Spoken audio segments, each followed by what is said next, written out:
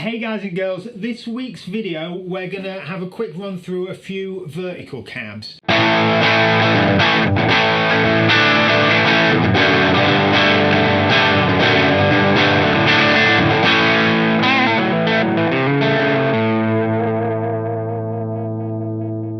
Vertical cabs have come to prominence over the last few years, mainly because it's more and more smaller amps on the market. People are moving from 100 watt heads down to 50, 30, 20. There's loads of really cool solid state amps on the market. You've got modelers, Kempers, and people are kind of switching back to rack stuff, which isn't as wide as a full-size head. Now that's the first thing to consider when you're switching from a horizontal cab to a vertical cab, is the size of the amp that you're putting on top. Here you can see there's a few different models. Main features, apart from this one which is angled, which we'll talk about in a minute, is the actual width of the cab you go for. We run a full custom shop, so you can have whatever size you want. These are all fairly standard models that we do. We got the Fat Boy here, the Super Fat Boy, or they're the vertical versions of. This is called the Panhead, but this is a slightly shorter, or not as wide version. This one's 560, the normal Panhead 620, and this is an angled version of the Super Fat Boy. When it comes to the width of your vertical cab, you kind of really want to make sure that the amp fits on top. So you imagine a 100 watt Marshall is going to be this big and it's going to hang over, and you're going to have something that looks a bit like, I know, Stonehenge. If you're getting, if you've got a small amp, say a tiny Terra or say a Kemper, they'll easily fit on any of these. So there's no problem there. The width does increase the internal volume of the cab, so you are gonna, I mean, the rule of thumb is you're gonna end up with a slightly bigger sounding cab, which usually means a bit more in the lows and a bit more in the low mids. But the way we build cabs is we make them so they're really responsive, so that's not gonna be a problem. One way of getting around that would be to go for, if you've got a wider amp, but you don't want as much bass, you could go for a vertical Studio Pro, which isn't as deep a cab. So you're getting a wider cab but not quite as deep, so the internal volume stays quite low. With the vertical cabs, you get the option of open back, closed back. A lot of the cabs have 3-piece backs. You're going to see on the footage that this, the orange Super Fat Boy here, has a 3-piece back. Obviously allows you to go from open to closed, so you're getting a lot of versatility. The Fat Boy here is closed back, just gives plenty of oomph. This, the shorter Panhead here, it's got the what's called an oval port in the back. It really just looks like a pretty open back. And you've got this one here, that's the vertical angled Super Fat Boy, and that's a closed back. When it comes to the back that you're having on there, it kind of works the same as normal on straight fronted vertical cabs. Rule of thumb is the closed back's going to give you more of a controlled, direct, fuller low end response. Open back's going to fill the room a bit more, be a bit more ambient, a bit more vibe to it.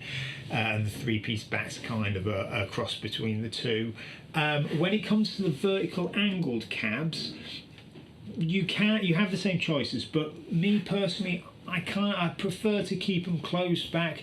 It's just because of the way the baffle's made. On vertical, on most 2x12s, it will be a single piece of wood, so there's no joins in the wood itself. On these, it's essentially 2 bits of wood that are glued, screwed together, kind of making your angle like this, and it's not as, I mean, there's no other way of doing it, but it's because it's 2 pieces of wood, there's more vibration. So if you've got the closed back, it allows you to put center bracing in there, and it just tightens things up a little bit. Some people absolutely love them as open back, and often they'll go as 3-piece back, so it's kind of up to you. You're going to hear through the playthroughs what they sound like. 2 great things about the vertical cabs that you get over the horizontal cabs. One, they're actually easier to carry, so you can sometimes warrant getting a larger cab. I find the vertical Super Fat Boy is actually easier to carry than a horizontal Fat Boy, mostly because your arms aren't as far apart, so I guess you're using different muzzles. I don't know the physicality of it, but it just feels easier. The handles are further off the floor, so you kind of just lift using your legs rather than your back or chest or whatever it is. The spread of sound. Now this is a big thing with vertical cabs. You'll often hear people say horizontal cabs or 2x12s, you're just blasting your ankles. It's not quite as simple as that. They can have lift in the sound, but vertical cabs, you totally solve that problem. You've got one speaker that's closer to your ear, you've got one that's by the ground. You're just going to spread the sound real nice. There tends to be no real downsides to not having them side by side. Most of the gains really are just having one on top of the other. One way of taking this to the next step would be to go for a vertical angled cab like this Super Fat Boy here. You'll see the bottom speaker is straight and the top speaker is angled. It's got it's slightly angled about 12 degrees or so. What this does is it just projects even more. One cool little feature about the vertical angled cabs is something that often gets overlooked, is you get a little bit more variation in the sound between the two speakers because of the standing waves and how the sound moves inside the cab. The top speaker tends to sound a little bit more aggressive, and the bottom speaker tends to be a little bit more reinforced by the top speaker. So that's kind of cool. If you're going for the same speaker in there, you're going to get a slightly different slant on the sound. You'll prefer one of them. Who knows which one it will be, but it adds a kind of an extra dimension to the sound. So you've got a better spread of sound and a bit more variation if you're using two of the same speakers. That said, this is when more of a studio thing, or if for the sound guy who's miking it up, you're not going to hear so much of the difference there. It's kind of like mixing speakers. When you're in the room, you're going to hear the sum of both these speakers and how they work, rather than the individual kind of subtle qualities that they'll give. Here we've got the vertical Fat Boy. It's one of my favourite cabs. It's just a vertical version of the standard Fat Boy that we do. It's known for being full, just sounding really big, getting close to what a 4x12 does. It sounds almost the same as the horizontal version when you're miking it up. It just spreads the sound slightly better. The disadvantage is it's 470 wide when it's as the vertical cab, so you may find you won't fit all amps on top. You'll fit smaller amps like a Tiny Terror, a Kemper, loads of the real small kind of lunchbox amps, but it is still a relatively narrow cab. Here we've got the vertical Super Fat Boy. This is probably a little bit more popular as a vertical cab than the Fat Boy is, mainly because of the width of the cab. You will fit most amps on top of them. These come in at 540 wide. There are a few amps on the market that are 545 or 550 wide, so we do actually on request do a 550 wide version of the Super Fat Boy. We haven't shown that in the video because the differences are so subtle. We mainly just switch to that if your amp is that little bit wider. This is the cab that's probably most different from the horizontal version. On the horizontal version there's a slight slant on the baffle to help project the sound. You don't really need that on a vertical cab because having one speaker above the other just negates most of those disadvantages of the spread of sound of a horizontal cab, so we don't bother with that. This one's got the 3-piece back for added versatility, but a lot of the vertical Super Fat Boys that we do are closed back. Again, it's just personal preference on the customer, that they both work great. Here we've got the pan head. This is the 560 wide version. The standard pan head is 620 millimeters wide, but we do a slightly shorter version just because 620 620 can be a little bit overwhelming for a lot of people, and at 560 you will fit most amps on top. I think the limit of small heads tends to be about 560. Anything larger you'll skip to a lunchbox size like a JTM 45, which will be about 660, and then you go up to full size 100-watt heads. So you will fit most amps on top of this. It's a little bit wider. It's not quite as tall as the other cabs you'll see here. It's not quite as deep, but it's a slightly thicker wood. It nearly always comes with the oval part on the back, and it's got a real kind of, I know, Dumble-esque two-rock kind of vibe to it. Nice, rich, warm sounds. Often you'll find the M Creamback or the G1265 in there. We've had great results with the classic lead and the T75. It's just a real classy cab, that one. You'll see it's got a slight slant on the baffle. Some of them come straight front, some of them come with a slight slant on there. Like I've said earlier, it's not a major issue with a vertical cab because the spread of sound is going to be great anyway.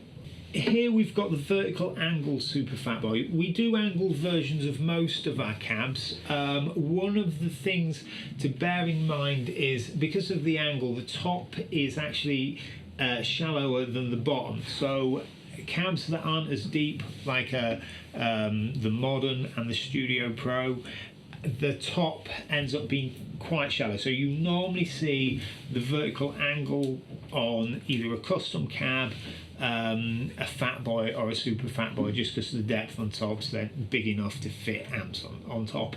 As I mentioned earlier, on the miking you will hear a difference between the top and the bottom speakers. This is to do with the standing waves inside the cab. It's effectively how the sound's bouncing off the backboard. It's not reinforcing the same speaker, so the top speaker's reinforcing the bottom speaker, making the top speaker a little bit more aggressive and the bottom speaker sounding a little bit more full. You've probably seen there's quite a lot you can do with vertical cabs. So if you've got any questions, you just send us a message, send us an email or leave us a comment on the video. We're more than happy to help. We do loads of these cabs. It's something that I personally love. It's a kind of cab that I would personally champion because I think it gets around a lot of the downsides or potential downsides that a 2x12 can give you. I think it provides a lot of really handy solutions to a lot of players. And we deal with these all day, every day. So if you've got any questions, just ask. But the main thing about these cabs is how they sound. Now you're going to hear a few clips of Joe playing each cab. He's using his PRS Mira with a Marshall JMP, a 1978 that we do a lot of demoing with. I hope you've enjoyed this video. Make sure you subscribe and click the bell for the notifications. We've got loads of cool videos that we do on speakers, cabs, loads of little tricks, miking, all that kind of stuff. So send us some love. We love hearing from you. Leave us a comment and let us know what you think. Enjoy.